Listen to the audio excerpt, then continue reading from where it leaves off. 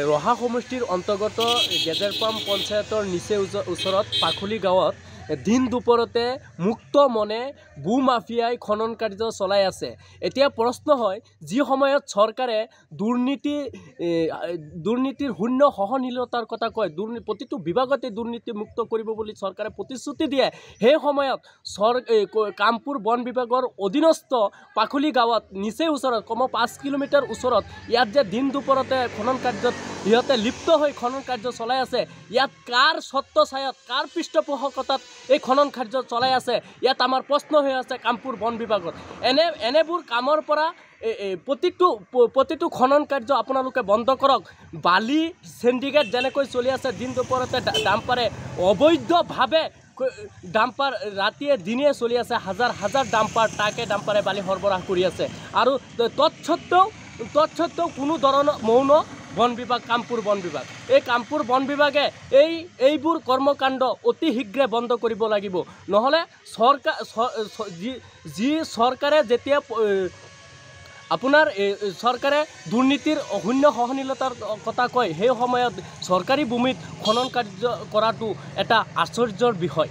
অসম চৰকাৰৰ মন্ত্ৰী পৰিমল শুক্লবৈদ্য ডাঙৰীয়াক আপোনাক আমি আহ্বান জনাইছোঁ যে আপোনাৰ বিভাগটোক যে এনে দুৰ্নীতি চলি আছে, আপোনাৰ বিভাগটোক আপুনি চম্ভালি ৰাখক, অন্যথা আমি অসম সংখ্যালঘু সংগ্ৰাম পৰিষদে কিবা এটা ব্যৱস্থা গ্ৰহণ কৰিবলৈ বাধ্য হ'ম। নহ'লে আপুনি চাওক, ৰাস্তা ঘাট প্ৰকাণ্ড গাঁত হৈ আছে, এই বালি আৰু মাটি খনন কৰি আৰু এই চৰকাৰী ৰাস্তাৰে সিহঁতে দিন দুপৰতে যি প্ৰদূষণ বিনষ্ট কৰি যেনেকৈ ইয়াক কৰি আছে, উন্মুক্তভাৱে ঘূৰি আছে, এই প্ৰদূষণ নষ্ট কৰা দিয়া নহ'ব। ইয়াৰ চাগতে অসম সংখ্যালঘু সংগ্ৰাম পৰিষদে সকীয়াই দিছে কামপুৰ বন বিভাগত। ৰহা সমষ্টিৰ অন্তৰ্গত গেজেৰপাম পঞ্চায়তৰ নিচে ওচৰত পাখলি গাঁৱত দিন দুপৰতে মুক্ত মনে ভূ মাফিয়াই খনন কাৰ্য চলাই আছে। এতিয়া প্ৰশ্ন হয়, যি সময়ত চৰকাৰে দুৰ্নীতিৰ শূন্য সহনশীলতাৰ কথা কয়, প্ৰতিটো বিভাগতে দুৰ্নীতি মুক্ত কৰিব বুলি চৰকাৰে প্ৰতিশ্ৰুতি দিয়ে, সেই সময়ত কামপুৰ বন বিভাগৰ অধীনস্থ পাখলি গাঁৱত নিচেই ওচৰত কমেও 5 কিলোমিটাৰ ওচৰত ইয়াত যে দিন দুপৰতে খনন কাৰ্যত ইহঁতে লিপ্ত হৈ খনন কাৰ্য চলাই আছে।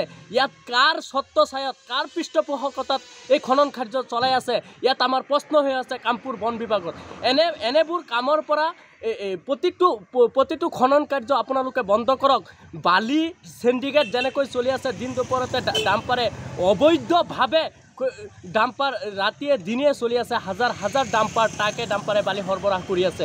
আৰু তৎসত্ত্বেও কোনো ধৰণৰ মৌন বন বিভাগ, কামপুৰ বন বিভাগ, এই কামপুৰ বন বিভাগে এইবোৰ কৰ্মকাণ্ড অতি শীঘ্ৰে বন্ধ কৰিব লাগিব। নহ'লে